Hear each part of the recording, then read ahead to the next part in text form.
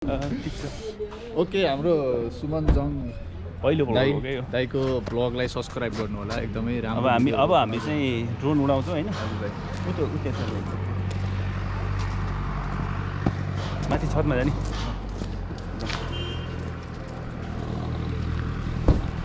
अब दिनेश भाइ चाहिँ पाइलट हो हैन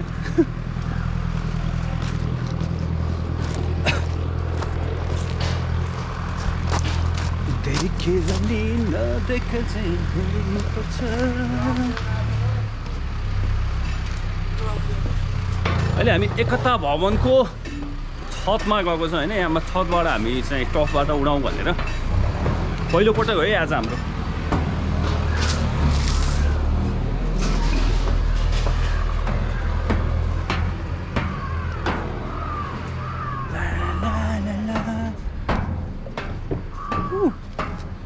ठिक हुन्छ यहाँबाट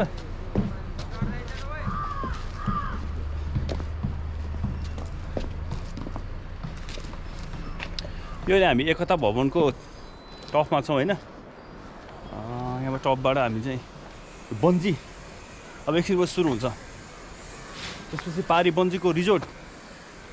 अनि त्यसपछि के छ यहाँ धेरै चिज छ तल कालीगण्डकी होइन अनि यहाँ निर्माण हुँदै गरेको जिप फ्लाइङ यहाँबाट सर उडेर जाने तलसम्म तल पनि रिजोर्टहरू बन्दैछ अब हामी ड्रोनको काम गर्छौँ होइन अनि त्यसपछि हामीलाई यसलाई सर उडाउनुपर्छ पहिलोपटकको दिनेश भाइको पनि होइन दिनेश भाइ हो त एकदम ल एकदम म यहाँ ड्रोन तयारी गर्दैछु तयारी गर्दैछ आम भाइले आज मलाई हल्का ज्वरो पनि आइरहेछ क्या कोभिडको भ्याक्सिन लाग्यो कस्तो हुँदो रहेछ साँच्चै त्यो कोभिडको लगाउँदा त्यो लगाउने बेलामा त्यो 6-7 घन्टासम्म त केही रियाक्सन हुँदैन तर त्यसपछि अलिकति त आफूलाई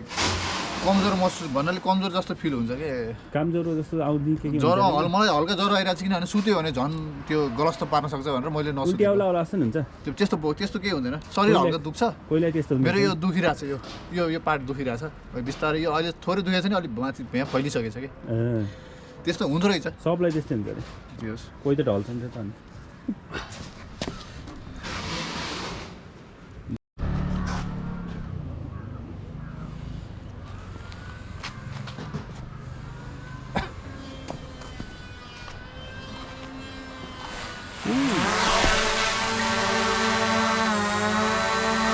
मलाई देखाउनु एकचोटि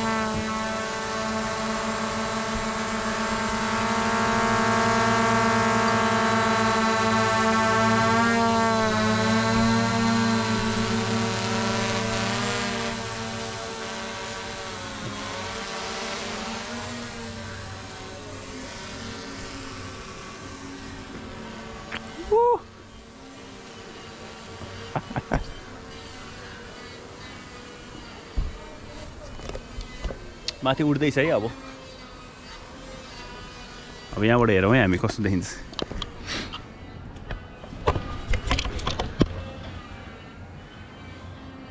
कहाँ पुग्यो अहिले यहीँ माथि अहिले माथि गइरहेको छु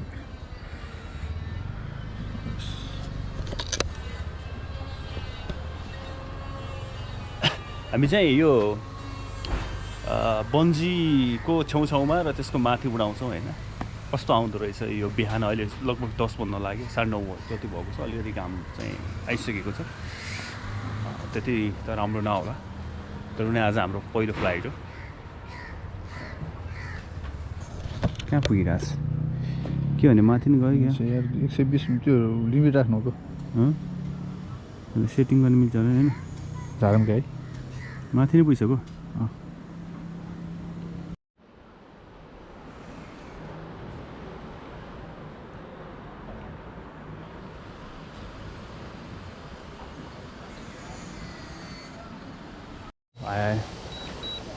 खासै ब्याट्री नदिँदो रहेछ यार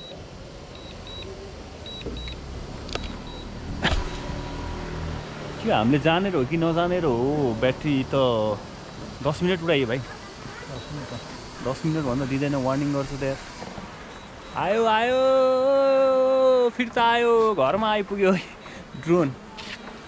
पुरै चराहरूले चाहिँ घेरिरहेको छ यार मलाई गर त फोकस गर त मलाई आयो म हातमा समाम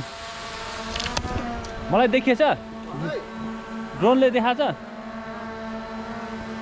हातमा समाउँछु क्या देखाछ म समाइन ल्यान्ड गर्यो बाबु ल्यान्ड गर्यो ब्याट्री नै नटिक्ने यार 10 मिनेट 15 मिनेट हुन्छ यार वार्निङ पछि पनि कति चल्दो रहेछ त्यो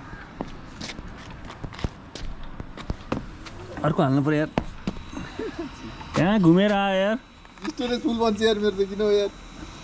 बाबु ड्रोन कहाँ पुगेर आयो तिमी देश खायो है सिआइडी नै हो कि यो त होइन भाइ दामी यार ल ब्याट्री फेरि हालौँ त ब्याट्री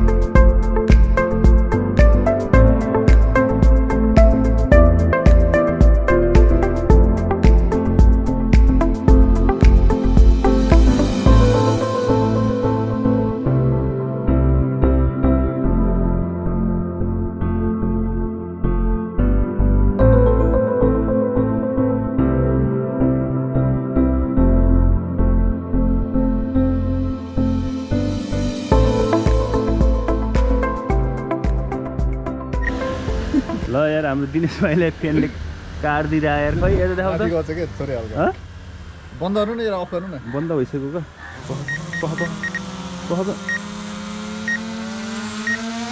टेक अफ गर्नु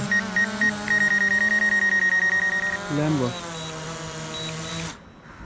ल खै देखाउ त हात बेसै दुख्यो दुख्यो नि त सट्टा पार के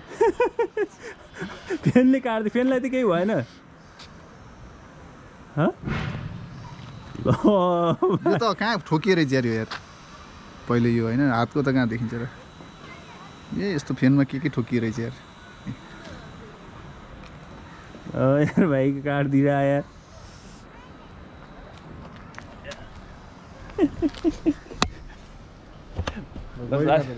साथीहरू हाम्रो आज पहिलो फ्लाइट चाहिँ यहीँ समाप्त हुन्छ अनि ल्यान्ड गर्ने बेलामा चाहिँ दिनेश भाइले हातले समाउँछु भन्दाखेरि काट्यो खै अहिले भने हामी छुट्नुपर्छ है खै रगतै आयो है टन्नै दुखे छैन नि होइन दुख्नु त दुखेन स्पिडमा काटेको भएर दुखेन क्या मात्रै पारे क्या धन्नै हात ठुलो दुर्घटना भएन यार ओके अहिले पनि छुटौँ है यस्तै